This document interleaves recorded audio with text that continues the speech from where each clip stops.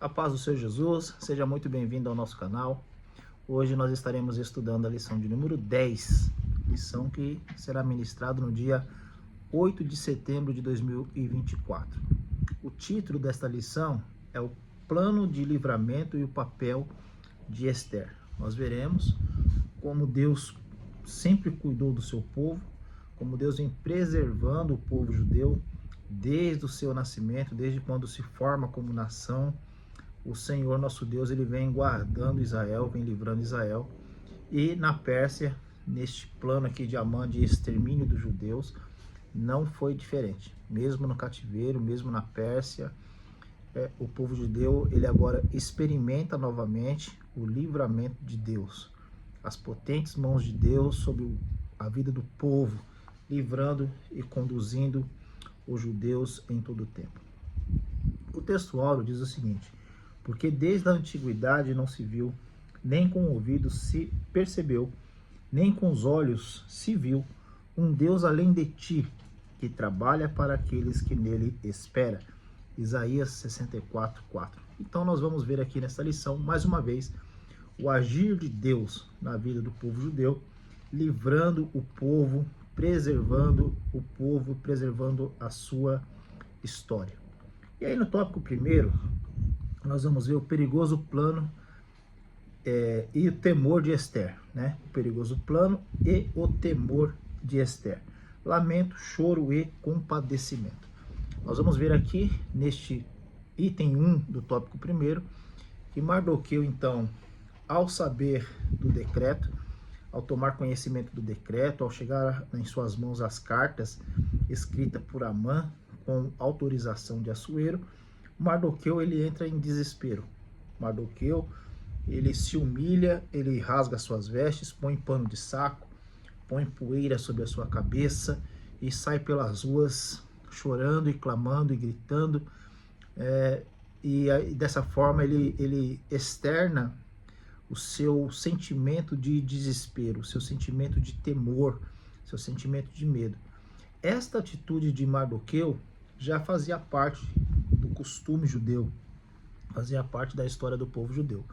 Nós vamos ver que muito antes do povo se tornar nação, Jacó faz a mesma coisa. Quando ele tem notícia da morte de José pelos seus irmãos, então Jacó, lá em Gênesis, ele rasga suas vestes, ele se veste de saco, ele põe cinza sobre a cabeça e ele levanta um clamor, um pranto, né? Ele externa seu sentimento de dor. Então esse costume de rasgar as vestes, pôr terra sobre a cabeça, vestir-se de pano, já era algo que os judeus nutriam ao longo do tempo, fazia parte da sua cultura, fazia parte ali das suas tradições.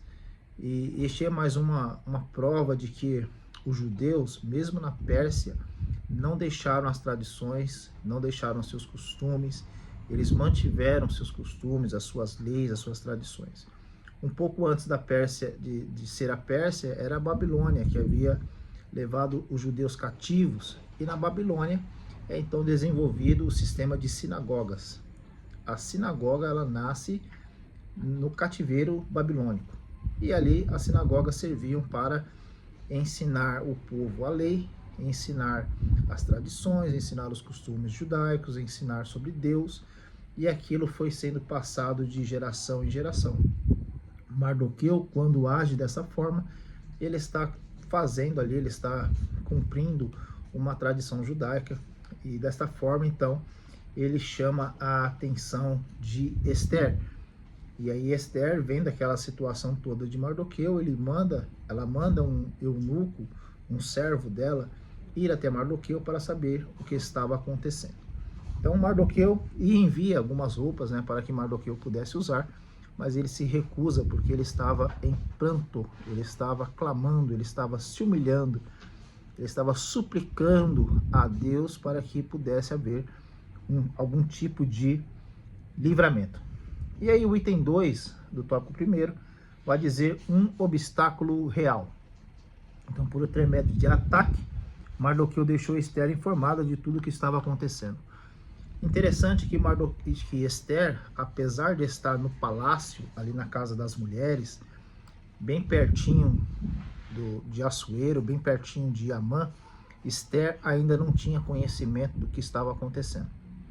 Então, Mardoqueu faz ela tomar conhecimento disso, do plano de Amã, para que ela pudesse, de alguma forma, intervir, para que ela pudesse, de alguma forma, falar com Assuero e não ter o extermínio do povo judeu. Porém, Esther tinha um problema, e ela diz então, manda o servo falar para Mardoqueu: olha, você sabe que eu não posso entrar na presença do rei sem ser chamada. Esther não estava se esquivando, Esther não estava fazendo pouco caso do que iria acontecer, mas Esther sabia que ela entrar na presença do rei sem ser chamada, ela poderia ser morta. Então, Esther, ela passa para Mardoqueu a sua situação. E aí no item 3, vai falar sobre autoritarismo e morte. Para chegar na presença do rei, era necessário que o rei chamasse aquela pessoa. E isso, de acordo com alguns estudiosos, era uma medida protetiva, era uma prevenção que Assuero tinha para que não chegasse alguém ali de surpresa e matasse o rei. E o que acaba acontecendo depois, mais para frente, o rei Assuero morre desta mesma forma pelos seus guardas. Chegam de surpresa e o matam. Mas nós vemos que todo o rei, que ele age com todo líder, todo rei, todo aquele que está em liderança, quando ele age com autoritarismo, ele está sujeito a esse tipo de comportamento, de atitude dos seus servos. Porque apesar de as pessoas lhe obedecerem, obedece por medo, obedece por temor, não há respeito, não há honra. E quando isso acontece, a liderança certamente fracassa. E aí no tópico 2, vai falar que Mardoqueu convence Esther. Mardoqueu aqui então, ele tem um sentimento de esperança muito forte. Ele nutre um sentimento de esperança, de confiança em Deus muito forte. Porque ele vai dizer para Esther que se ela não ajudasse, socorro de outra parte viria. Ele acredita que Deus iria fazer alguma coisa e iria livrar o seu povo. Talvez Mardoqueu estava ali naquele momento lembrando das promessas de Deus para o povo de Israel, lembrando de todos os livramentos, de todas as vitórias que Deus havia dado ao povo de Israel durante os anos. E Mardoqueu então nutria em seu coração o sentimento de que Deus iria fazer alguma coisa e não iria deixar o povo desamparado. Mardoqueu chega a dizer para Esther: e quem sabe não foi para este tempo que Deus permitiu que você fosse rainha, que você chegou onde você chegou. Então Mardoqueu já via as mãos de Deus trabalhando no fato de Esther ser rainha. E isto é a mais pura verdade. Esther, por mais bonita que pudesse ser, jamais chegaria à posição de rainha pelas suas próprias forças, pelos seus próprios méritos, pela sua própria beleza. Nós vemos Deus trabalhando, conduzindo a história para que Esther pudesse ser rainha. E Mardoqueu então tem essa sensibilidade, tem esse tino, e ele percebe que Deus, que o fato de Esther ser rainha não era nada mais do que providência divina. E ele então chama a atenção dela, conversa com ela, e ela resolve então falar com Assuero. Ela concorda em falar com Assuero, mas ela toma uma atitude muito importante. E aí no item 2, do tópico 2, vai dizer: primeiro Deus, depois o homem. Esther convenceu-se de que precisaria agir. Só que antes de agir, antes de falar com Assuero, ela pede para que o povo jejue por 3 dias e 3 noites. Ela e as suas servas também fariam o mesmo, estariam jejuando por 3 dias e 3 noites. E é claro que eles só poderiam estar jejuando, clamando, suplicando, se humilhando para Deus. E aí ela pede então a Deus sabedoria, graça, para que possa continuar a sua intenção de falar com Assuero. É quando ela então, após o jejum, após os 3 dias de jejum, vai até Assuero e convida Assuero para um banquete. É interessante nós notarmos que ela não fala para Assuero já de cara o que ela queria.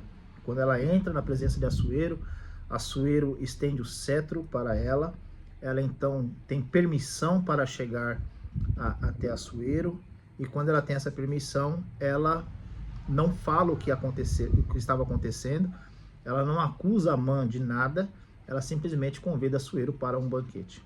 Assim ela ganha mais tempo, ganha mais credibilidade, e a história vai se decorrendo conforme o agir de Deus. E aí no tópico 3, nós vamos ver que o plano, né? Ester entra na presença do rei e propõe um banquete. É aqui no tópico 3 que Ester vai entrar e vai propor o banquete. Com muita prudência, com muita preparação, com muita ação, com muita sabedoria. Ester se mostra uma mulher sábia, uma mulher que estava no controle da situação, porque também confiava em Deus. Tinha em Deus a sua confiança. E aí, quando o rei estende o cetro para Ester, aquilo também era um costume muito antigo que os reis faziam, que era um sinal de benevolência, um sinal de graça, um sinal de vida. Se o rei não estendesse o cetro para Ester, significaria que ela estaria perdida, ela estaria morta. Mas o ato de estender o cetro dava a Ester condições de se aproximar e de ter o favor do rei. Tanto é que o rei diz para Ester, né? O que tu tens, rainha Ester? Até metade do reino se te dará. É lógico que essa fala do rei de dar a metade do reino era uma fala comum, não significava literalmente que Assuero daria a Ester a metade da Pérsia se assim ela pedisse. Mas Ester sabia disso, entendendo disso, Ester então chama eles para um banquete. E isto está em sintonia com o que Deus estava desejando. Esse ato de Ester de solicitar ao rei um banquete com Amã era algo que já estava no seu coração, era algo que estava sendo preparado, era algo que já fazia parte do seu plano. E assim, a próxima lição, ela vai nos dizer então o restante da história. Por hoje, nós ficamos com estas lições de que Deus estava no controle de todas as coisas. Deus já estava preparando o caminho da história. É Deus que põe Ester no trono, e as atitudes de Mardoqueu mostram que ele era uma pessoa que confiava em Deus, que tinha em Deus a sua esperança, que tinha em Deus a sua fé estava em Deus, e era um homem que conhecia a história do seu povo. Tanto vestir de saco, como dizer para Ester que socorro viria de outra parte se ela não agisse, tanto de dizer para Ester que foi por aquele motivo, quem sabe se não foi por aquele motivo que Deus permite que Ester seja rainha. Então, apesar de não aparecer o nome de Deus no livro de Ester, nós vemos claramente o agir de Deus em todos os momentos dessa história. Mardoqueu era um homem de extrema confiança em Deus, e Ester também se mostra uma mulher sábia que confiava e depositava a sua confiança em Deus e não nas suas próprias forças. Saiu de Ester o desejo de fazer o jejum, a ideia de fazer o jejum, porque ela sentiu ali que por ela mesma ela não conseguiria, mas que em Deus ela poderia todas as coisas. Então, que Deus te abençoe. No próximo domingo, que você possa ter uma boa aula, em nome do Senhor Jesus.